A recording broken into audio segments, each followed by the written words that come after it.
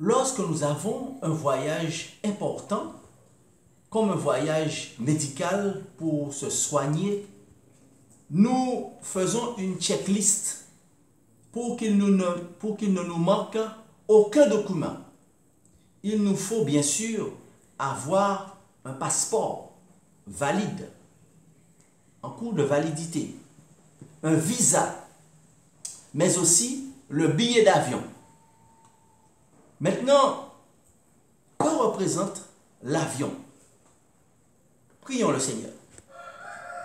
Notre Dieu, notre Père, nous te remercions de cette occasion que tu nous donnes de pouvoir entendre ta parole de vérité. Que ton Saint-Esprit nous anime et nous parle aujourd'hui, au nom de Jésus-Christ. Amen. Alors que nous vivons les temps de la fin,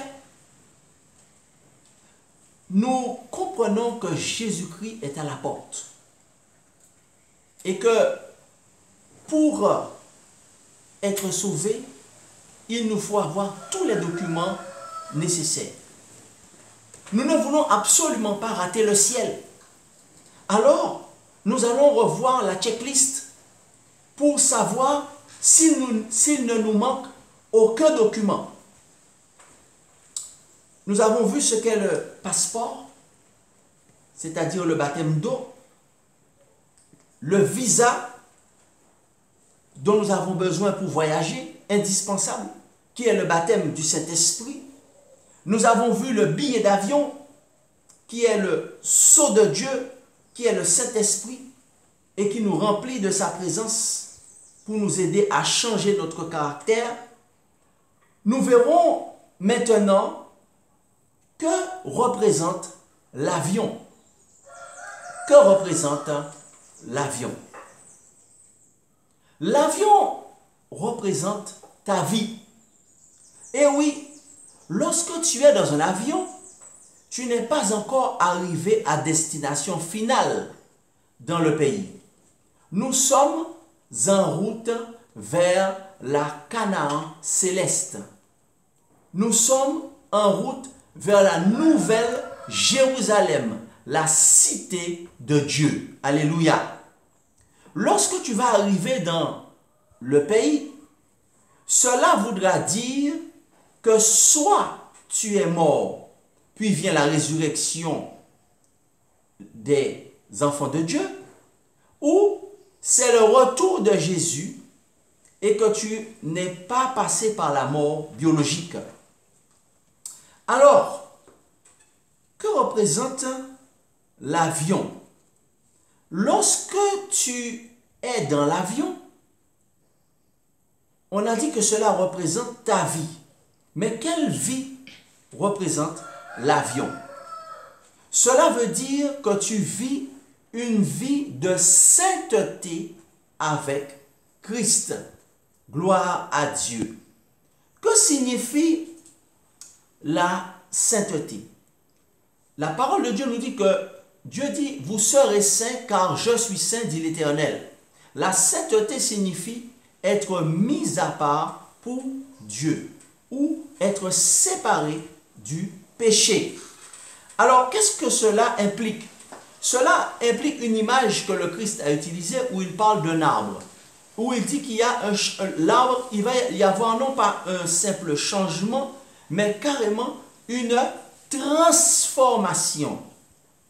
Donc, si on était un arbre qui produisait un genre de fruit, un fruit amer, maintenant on deviendra un autre arbre. Donc, ce n'est pas une amélioration, mais c'est une transformation. Nous voyons cela dans l'évangile de Matthieu au chapitre 7, et c'est le Christ même qui parle, en disant, Matthieu 7 et le verset 16, « Vous les reconnaîtrez à leurs fruits. Cueille-t-on des raisins sur des épines et des figues ou des figues sur des chardons? Tout bon arbre porte de bons fruits, mais le mauvais arbre porte de mauvais fruits. » Et il continue, un bon arbre ne peut porter de mauvais fruits, ni un mauvais arbre de bons fruits. Tout arbre qui ne porte pas de bons fruits est coupé et jeté au feu.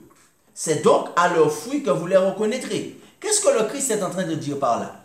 Il est en train de dire par là que Dieu nous transforme. C'est ce qui s'appelle la nouvelle naissance et qui fait que, eh bien, celui qui rentre dans l'avion, c'est quelqu'un qui a décidé de rentrer dans la vie de sainteté avec Dieu. Et le Saint-Esprit qui est le sceau de Dieu, il accepte que le Saint-Esprit transforme son caractère après le baptême du Saint-Esprit. Et le Saint-Esprit lui donne un bon fruit, c'est-à-dire le fruit de l'Esprit. Donc la préoccupation de celui qui veut aller dans cette nouvelle destination, la nouvelle terre, c'est de rentrer dans l'avion. Si on ne rentre pas dans l'avion, eh bien on ne va pas arriver à destination, même si on a le passeport, même si on a le visa, même si on a le billet d'avion. Il était dispensable de rentrer dans l'avion, c'est-à-dire dans la vie de sainteté avec Dieu. Nous comprenons cela quand Jésus dit que nous devenons un bon arbre. Et l'image est très forte, puisque lorsque l'on va observer la vigne, sur un pied de vigne, on ne verra que des raisins, bien sûr. C'est un fruit qui est très bon, extraordinaire, le raisin. Donc, on ne verra que le raisin, n'est-ce pas? On ne verra pas, il y a des arbres qui portent des fruits empoisonnés. Vous connaissez dans chaque région du monde des arbres dont les fruits ne sont pas comestibles. Et ces fruits sont empoisonnés et on se garde de les consommer. Donc, quand on parle de bon arbre, ça veut dire que le Saint-Esprit transforme notre caractère de mauvais à bon caractère. Nous ne sommes pas bons nous-mêmes, mais c'est le Saint-Esprit qui est bon et qui est en nous et qui nous rend bons. Et je dis amen à cela. Donc, ce qui signifie qu'il y a une transformation et l'arbre commence à porter de bons fruits. C'est ce que l'on voit dans Galates chapitre 5 et où il dit que le fruit de l'esprit, c'est quoi? C'est l'amour. L'amour inconditionnel de Dieu. La joie, la paix, la patience, la bienveillance, la maîtrise de soi. Et tout cela, c'est le bon fruit, chaque aspect du bon fruit que l'esprit nous donne. Donc, lorsque tu es dans l'avion, cela veut dire que tu vis une vie de sainteté avec Christ. L'avion représente ta vie chrétienne, représente ta marche avec Dieu. Donc, tu acceptes de rentrer dans une vie de sainteté avec Dieu. Et cela est très important parce que beaucoup ont peut-être du mal à comprendre cela, à comprendre l'importance de rentrer dans l'avion, dans la vie de sainteté avec Dieu. Tout autre moyen d'aller dans la Nouvelle Jérusalem est dérisoire. On ne peut pas y arriver par un autre moyen. N'est-ce pas? C'est pourquoi Jésus utilise ce concept de sainteté. Et nous utilisons l'image de l'avion, puisqu'on a besoin de l'avion pour parvenir à destination. Donc, par conséquent, dans la lettre aux Éphésiens, au chapitre 4, on voit comment il y a cette transformation, comment s'opère cette transformation. Ce n'est pas une simple amélioration, mais c'est rentrer dans l'avion, ça veut dire rentrer dans la vie de sainteté. Et nous voyons que dans l'avion, il y a un pilote, bien sûr. Dans l'avion, il y a un pilote. Dans l'avion, nous sommes passagers. Nous voyons Éphésiens chapitre 4 et nous lisons au verset 21. Il est écrit, lisons à partir du verset 20. Mais vous, ce n'est pas ainsi que vous avez appris Christ. Christ nous a appris quoi? Verset 22. Si du moins vous l'avez entendu et si conformément à la vérité qui est en Jésus, c'est en lui que vous avez été instruits à vous dépouiller. Quand on rentre dans l'avion, il y a des choses qui sont interdites dans l'avion. Dans la vie de sainteté, il y a des choses qui sont interdites. On n'a pas le droit de rentrer dans l'avion avec des armes à feu. On n'a pas le droit d'entrer dans l'avion avec des explosifs. On n'a pas le droit de se battre dans un avion, n'est-ce pas? Et c'est pourquoi, quand on rentre dans la vie de sainteté, eh bien, c'est un danger si on se bat dans l'avion. C'est un danger si on met des explosifs dans l'avion, n'est-ce pas? C'est un danger si on amène une arme à feu dans l'avion. C'est pourquoi Jésus dit, recherchez la paix avec tous et la sainteté ou la sanctification sans laquelle personne ne verra le Seigneur. Parce que dans l'avion qui est la vie de sainteté, on recherche la paix. Le Saint-Esprit nous donne le fruit de l'Esprit qui est la paix. On recherche à vivre, à se dépouiller. Dépouiller de quoi? Verset 22 de Éphésiens 4. Eu égard à votre vie passée, du vieil homme qui se corrompt par les convoitises trompeuses, à être renouvelé dans l'esprit de votre intelligence, c'est-à-dire la repentance ou un changement de mentalité. N'est-ce pas? Au verset 23 à 24, et à revêtir l'homme nouveau, créé selon Dieu, dans une justice et une sainteté que produit la vérité. Qu'est-ce qui produit la vérité et la justice? C'est la sainteté. Nous relisons. Et à revêtir l'homme nouveau. C'est quoi l'homme nouveau ou l'homme saint? C'est celui qui est dans une justice, selon Dieu, dans une justice et une sainteté que produit la vérité. Qu'est-ce qui produit la vérité? C'est la sainteté. Le mensonge n'a jamais produit la vérité. N'a jamais produit la sainteté, excusez-moi. Le mensonge n'a jamais produit la sainteté. Les fausses théories, les fausses doctrines ne produisent pas la sainteté, mais c'est bien la vérité qui produit la sainteté. Et au verset 25, c'est pourquoi renoncez au mensonge. Renoncez au mensonge et que chacun de vous parle selon la vérité à son prochain, quand nous sommes nous-mêmes les membres les uns des autres. N'est-ce pas? Donc ici, il nous dit que le Saint-Esprit est celui qui est l'esprit de vérité et qui nous aide à revêtir l'homme nouveau. Verset 30. N'attristez pas le Saint-Esprit de Dieu par lequel vous avez été scellés pour le jour de la rédemption. Donc le Saint-Esprit, c'est quoi? C'est le sceau du Dieu vivant. N'attristez pas le Saint-Esprit de Dieu par lequel vous avez été scellés pour le jour de la rédemption. Rappelons-nous que le Saint-Esprit représente le billet d'avion, c'est-à-dire celui qui nous aide à changer de caractère. Et nous voulons collaborer avec lui quand nous sommes dans l'avion. N'est-ce pas? Et c'est lui qui est le représentant du chef. Le chef, c'est Jésus-Christ, bien sûr. Donc, nous collaborons avec le Saint-Esprit qui, nous ne voulons pas l'attrister. C'est lui qui est le bras droit du chef. Il est aussi chef et on l'écoute. Il n'y a pas d'autre chef que le Saint-Esprit sur terre. Puisqu'il dit que le Saint-Esprit, faut pas l'attrister. C'est lui à qui nous avons à rendre des comptes. Il n'y a personne d'autre. C'est ce que nous lisons. N'attristez pas l'homme qui est chef. Non, la Bible ne dit pas que c'est l'homme. La Bible nous dit le Saint-Esprit par lequel nous avons été scellés. Ainsi, le Saint-Esprit, n'est-ce pas, l'avion représente ta vie chrétienne, ta marche avec Dieu. Tu as le sceau du Dieu vivant. Tu es sauvé et Satan n'a plus de pouvoir sur toi. Alléluia. Amen. Puisque tu as été scellé par le Saint-Esprit, Satan n'a plus de pouvoir sur toi. Amen. Alléluia. C'est clair. Puisque tu as le sceau de Dieu qui est le Saint-Esprit, n'est-ce pas? Sur ton front, c'est-à-dire ton caractère est en train de changer. Tu as le nom de Jésus sur ton front. Apocalypse 14, verset 1, comme les 144 000. Ton caractère, le nom de Dieu représente son caractère. Le Saint-Esprit est en train de te changer. Eh bien, Satan n'a plus de pouvoir sur toi. Alléluia. Mais si tu n'as pas accepté de rentrer dans l'avion, la vie sanctifiée, tu es encore un citoyen de la terre, Satan a du pouvoir sur toi. C'est pourquoi c'est important de rentrer dans cette vie sanctifiée et c'est pourquoi Satan fait tout pour nous cacher l'importance de la vie sanctifiée ou de la sanctification. En effet, alors, la mort n'a plus de pouvoir sur toi. Alléluia, pas seulement Satan. La mort n'a plus de pouvoir sur toi, la mort éternelle. Parce que le don gratuit de Dieu, c'est la vie éternelle. Alléluia, en Jésus-Christ notre Seigneur. Certes, le corps de péché va mourir. Cependant, eh bien, le Saint-Esprit qui t'a scellé, t'a donné la vie éternelle. Alléluia.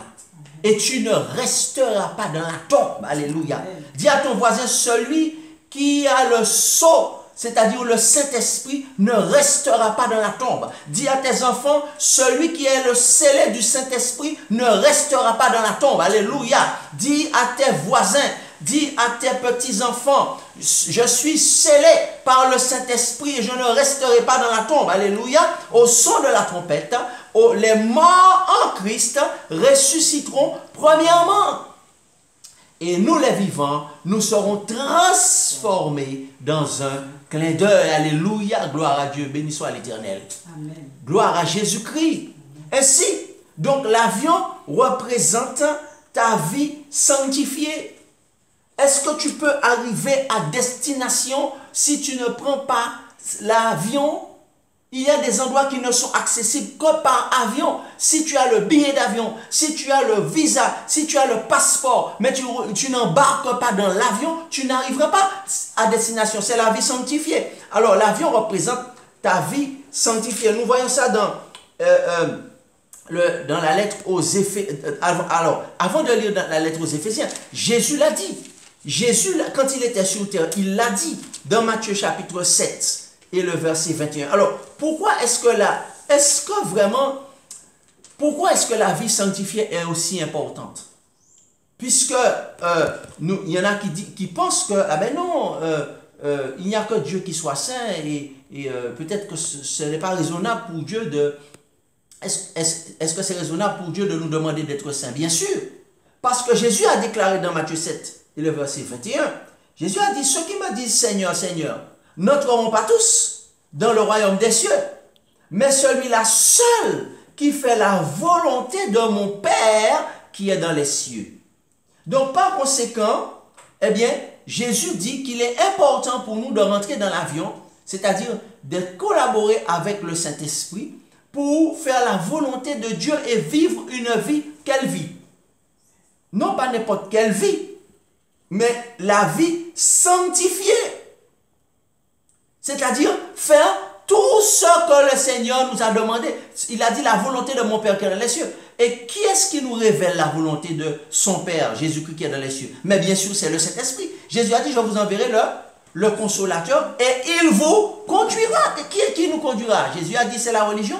Jésus a dit, ce sont les responsables religieux. Non, il a dit, le Saint-Esprit vous conduira. Donc, c'est la vie sanctifiée. C'est tellement plus facile de pouvoir se laisser conduire par une institution. C'est tellement plus facile d'écouter des hommes égarés comme nous-mêmes.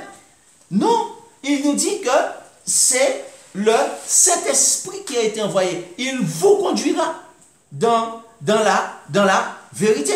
Donc il dit, faire la volonté de mon Père qui est dans les cieux. Donc par conséquent, c'est tout à fait raisonnable pour Dieu de nous demander de vivre une vie de sanctification, une vie de sainteté, n'est-ce pas? Et jusqu'à quel point nous allons être mis à part pour Dieu, ou séparés du péché, ou séparés du péché. Alors, nous voyons ça dans Galates chapitre 1 et le verset 4. Il est écrit, en Jésus, Dieu nous a choisis depuis la fondation du monde pour que nous soyons saints. Depuis quand? Depuis que le monde a été créé. Saint et irrépréhensible devant lui. Donc par conséquent, il nous veut que la sainteté, que nous puissions nous approcher de la perfection chrétienne. Être irrépréhensible, le Saint-Esprit va nous aider à le faire. N'est-ce pas? Alors, il nous faut clarifier ce que c'est que la sainteté. La sainteté, ce n'est pas la perfection absolue de Dieu, qui est totalement sans péché, sa nature même est sans péché. Il ne s'agit pas de cela, puisque la sainteté, qui est la perfection absolue, n'appartient qu'à Dieu. Mais par la grâce divine, n'est-ce pas? C'est la perfection chrétienne. Alors, je vous lirai une citation de pasteur, un pasteur qui n'est plus aujourd'hui, le pasteur Samuel Brendel, qui a écrit un livre vers la sainteté et qui explique, définit bien ce que c'est que la sainteté basée sur la Bible. Il dit que la sainteté n'est pas la perfection absolue qui n'appartient qu'à Dieu. Mais c'est la perfection chrétienne. La perfection chrétienne est par la grâce divine, c'est faire tout ce qui est en notre possible pour que nous ayons l'obéissance du cœur. C'est l'obéissance du cœur d'un être vil et déchu, n'est-ce pas, qui est transformé, secouru par le Saint-Esprit. Donc c'est la perfection chrétienne, non pas la perfection absolue de Dieu, mais c'est la perfection chrétienne, c'est-à-dire faire tout ce qui est notre possible pour l'obéissance du cœur d'un être vil et déchu, secouru par la toute-puissance de Dieu. Et je dis amen à cela.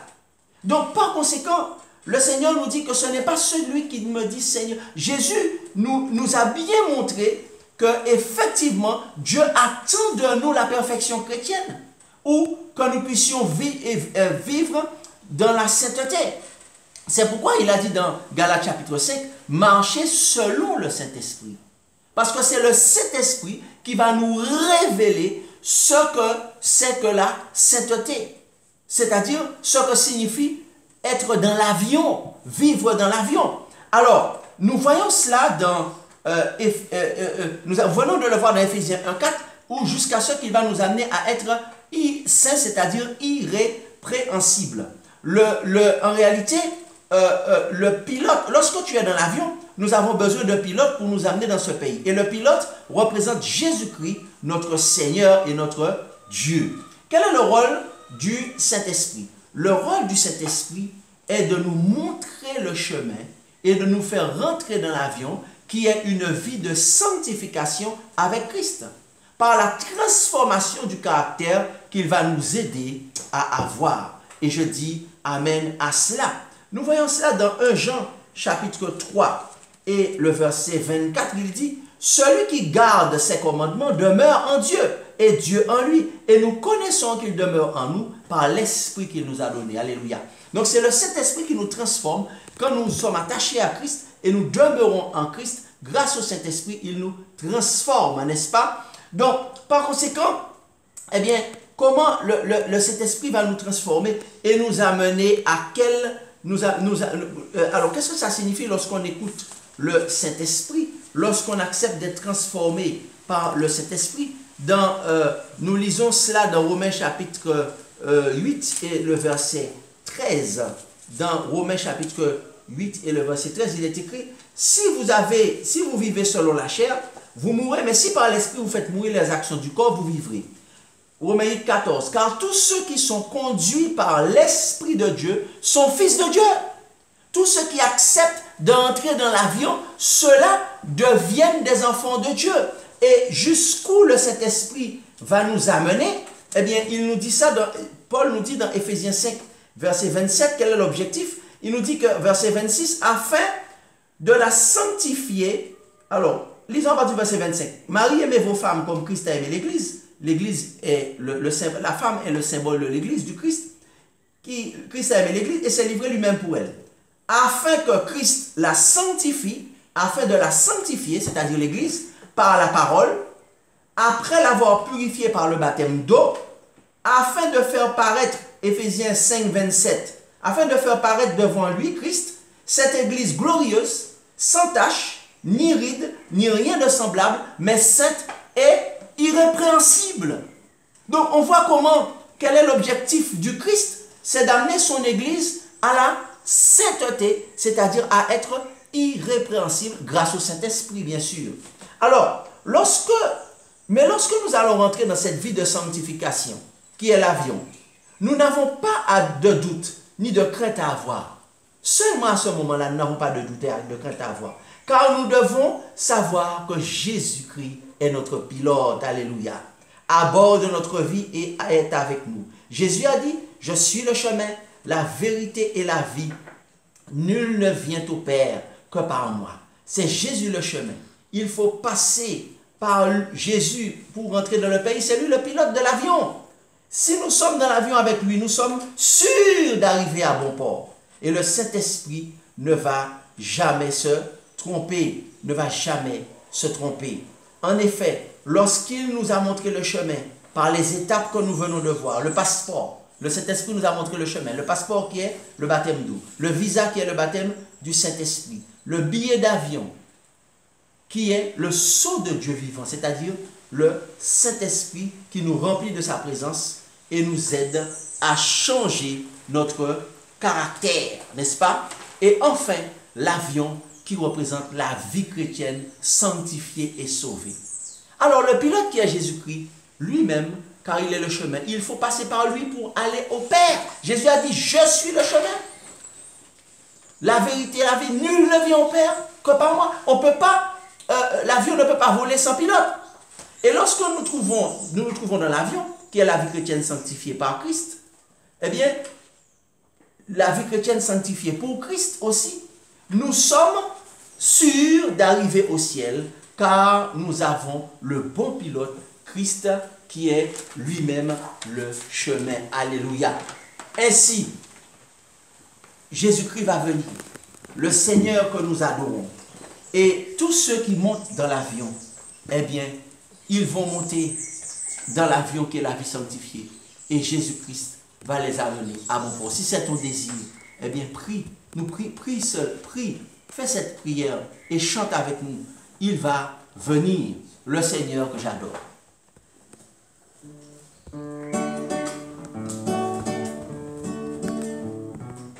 Il va venir le Seigneur que j'adore, bientôt sa voix retentira du ciel. Ta mère regarde l'horizon se colore, des purs rayons du soleil éternel. Gloire à toi seul, Seigneur Jésus, gloire à jamais, gloire à ton nom, de ton bon ciel je ne sortirai plus. Et pour toujours j'exalterai ton nom. Qu'autour de moi s'élève la tempête, je suis en paix car tu veilles sur moi. Je puis au mon sauveur lever la tête, tu vas venir me prendre auprès de toi. Gloire à toi seul, Seigneur Jésus, gloire à jamais, gloire à ton nom, de ton beau ciel je ne sortirai plus. Et pour toujours j'exalterai ton nom. Maison du Père où ton amour m'appelle, cette cité demeure des élus, les lieux qu'éclaire une gloire éternelle me sont ouverts par toi-même, ô Jésus. Gloire à toi seul, Seigneur Jésus, gloire à jamais, gloire à ton nom, de ton beau ciel je ne sortirai plus. Et pour toujours j'exalterai ton nom. Bonheur, rythme et femme pendant ta gloire, aux yeux des rachetés tu paraîtras. Jésus avec le cri de la victoire, près de toi pour toujours tu me prendras.